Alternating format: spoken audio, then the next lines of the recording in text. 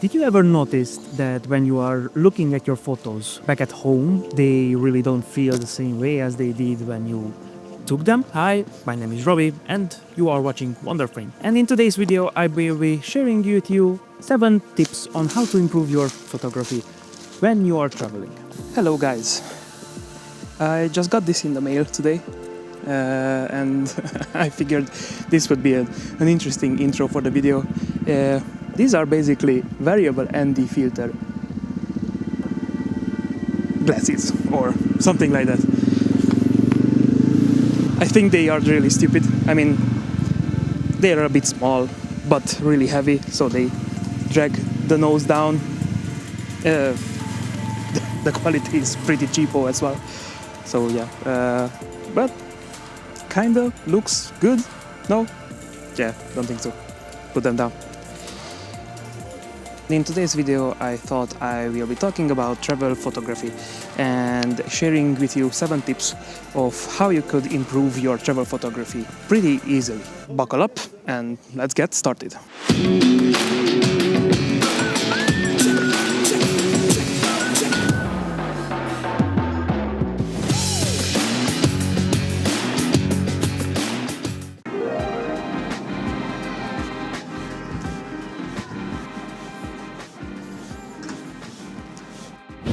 The composition of an image can be simplified in 3 main things: where you position certain elements in your frame, what you include in the frame, but most importantly what you exclude, and then the shooting angle. Where do you position yourself with the camera? Lower down, up above, and so on. The first is decently obvious.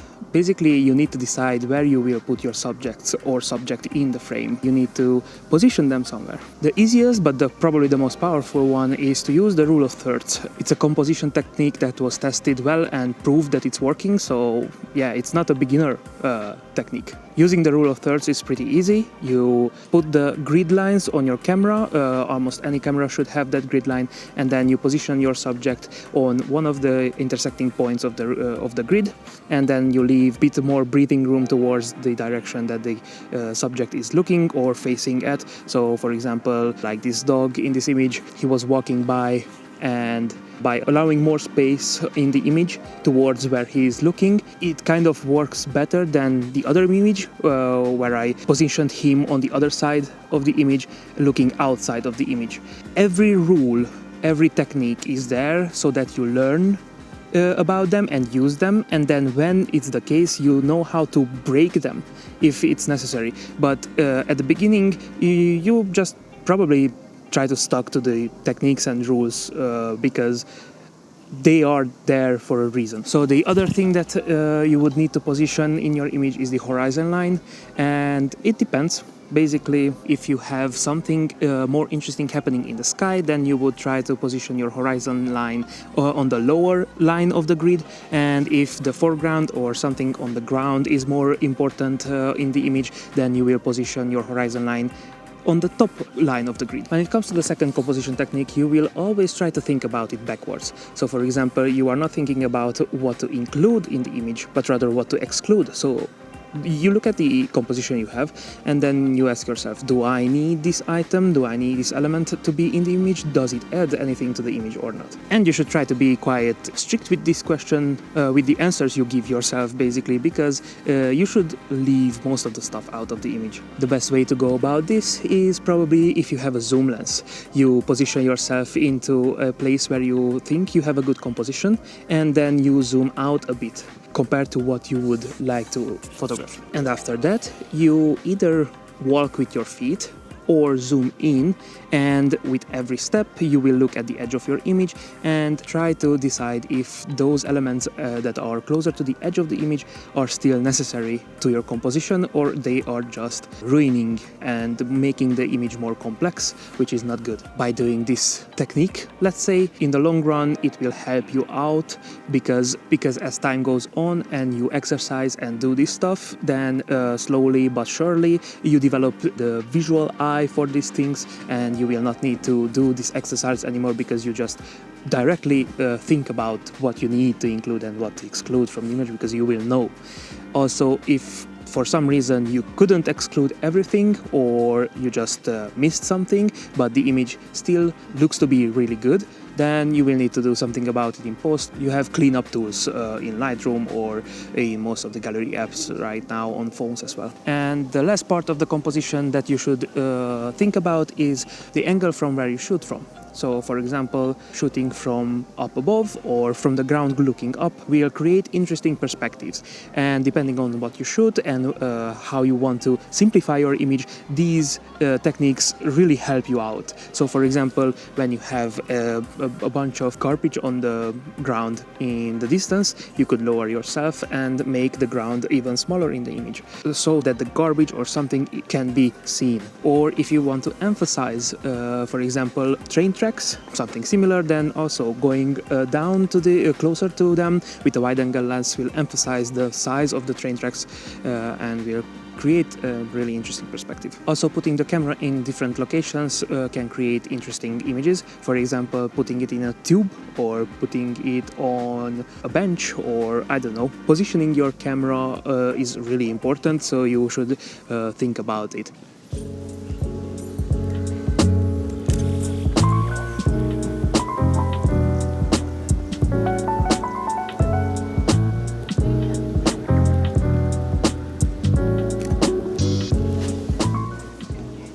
Okay, so now that we talked about composition and we kind of tackled that, we need to start to talk about light, because besides composition, lighting is the most important thing in photography. So I already talked about this in more detail in my previous video. If you want to check that out, then go ahead and do that. But let's just mention the main lighting conditions and a few things about each one of them.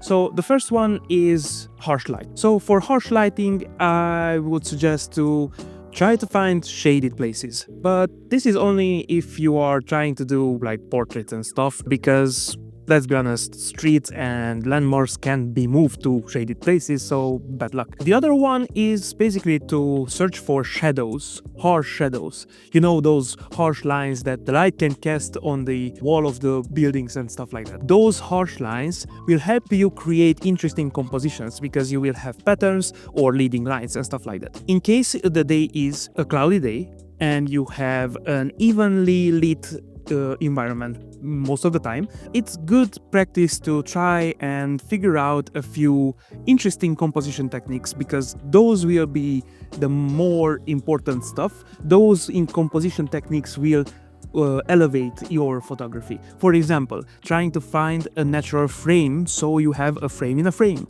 or you try finding leading lines, or you try to shoot from down below or up above.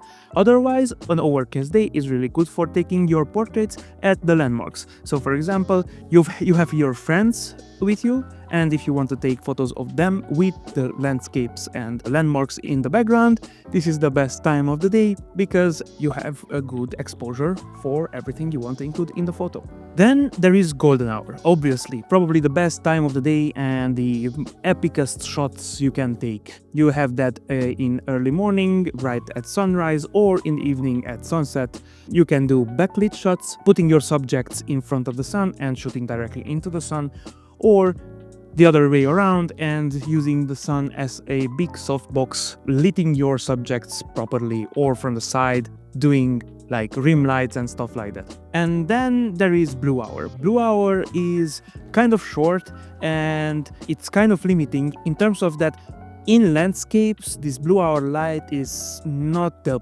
best. Most of the time your landscapes are not lit properly, so you are kind of limited in street photography, in doing cityscapes and stuff like that, because cities light up at this time of the day, and it's a really nice combination of dark blue from the sky with the orange white lights from the cities, and you can create like really nice cityscapes. The last lighting condition is nighttime low light, when you obviously need a fast lens.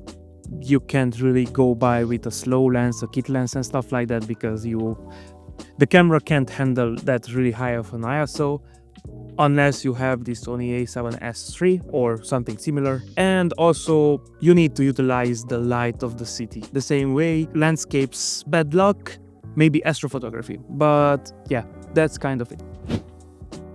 When you are traveling, there are two types of photos that you can take. One is to take photos of the location where you visit, which are important because you want to have memory of the places you visited. But the second type will be the ones that will make you want to go back. And those are the moments that you capture during your travels. After you finished taking your landscapes and cityscapes and landmarks and portraits, you should start looking around and observe the people, the animals, the weather, the interactions between these, and capture stories and moments. First of all, this will reignite the memories that you have about the place a lot more than just the simple landscapes, and also these images will spark questions and interest in the viewer's mind. Understanding the manual mode on your camera is really important because you need to be aware of your surroundings and because you need to react quickly for a specific situation. I'm not saying you need to use manual mode all the time, but at the beginning it is worth trying so that you learn every aspect of your camera. But after you mastered the manual mode, I suggest trying out and using one of the semi-automatic modes because these modes will help you a lot when you need to react quickly. And when traveling, that's kind of important. So yeah, I am using the aperture priority mode on my camera, so I set my aperture manually, but then I use automatic ISO with automatic shutter speed with minimum shutter speed setting. On this Fuji camera, I am able to put 3 auto ISO settings with minimum shutter speeds. These 3 auto ISO with minimum shutter speed modes allow me to quickly switch from a general daily mode with the minimum shutter speed set to 1/250 of a second to a night mode where I set a minimum shutter speed of 1/30 of a second. That's when I don't care about freezing motion at night. And then the third mode, which I use for fast action photography, be it cars or, I don't know, birds and stuff like that, with the minimum shutter speed set to 1/1000 of a second. This way I can focus on what's in front of me and not the camera.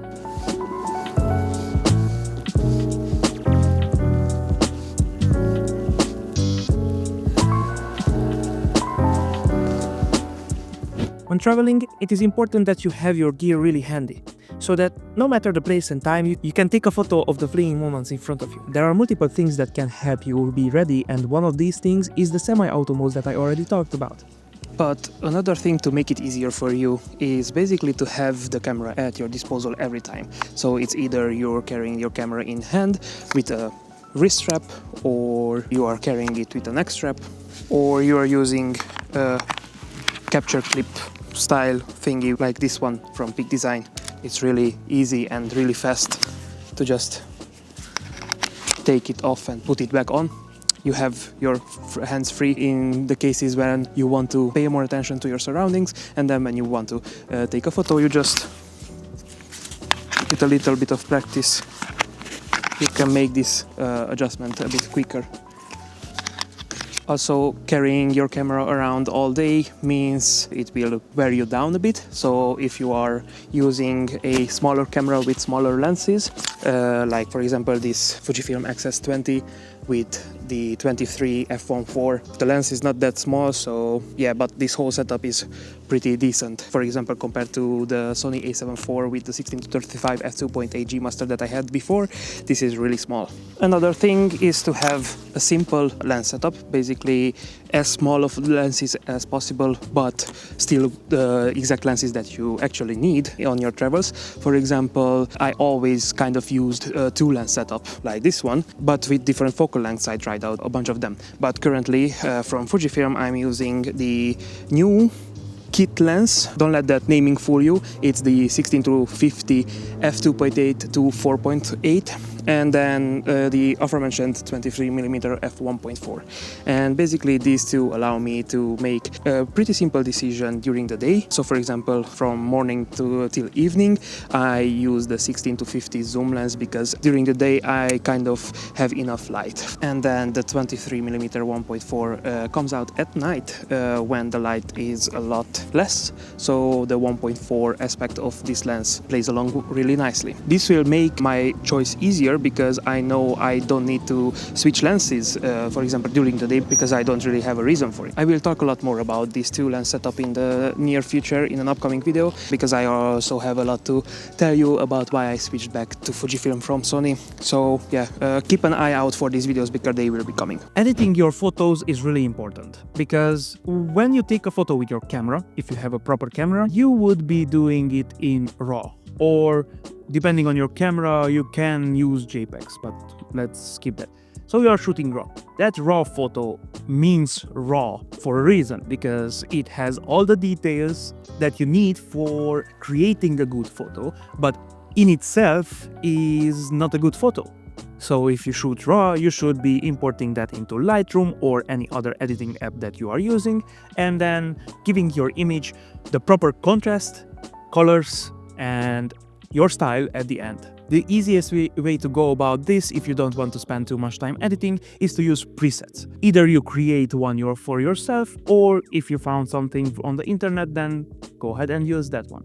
In the other case, if you have a camera that can shoot really nice color profiles for your JPEGs, for example like a Fujifilm or a Panasonic with the built-in feature to use LUTs on your images, then there is another option, which is to shoot JPEG and use those JPEG files. Those JPEG files really look nice coming out directly from a Fujifilm camera or a Panasonic camera. I use both. I use the Fujifilm camera right now, and yeah, I can highly recommend that you are using JPEG plus RAW, and decide after that if you are happy with the JPEGs or if you want to edit the image. And if you don't have a camera and you are just using your phone, then I suggest taking RAW images with your phone and then editing those in Lightroom will probably be the best solution to have images that can really look like proper camera images. And the last advice that I can give you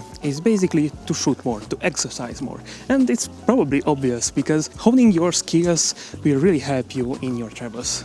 Go out and shoot everything that interests you. Streets, mostly streets, that will help you the most, because streets are hectic. Finding good compositions in street photography is not that easy, and you need to be fast. Also, portraits to learn about lighting, pets, because they are also hectic, and you learn to use your camera, the focus modes and stuff like that. Everything will, in the end, help you with your photography, and that will make your life easier when you are traveling.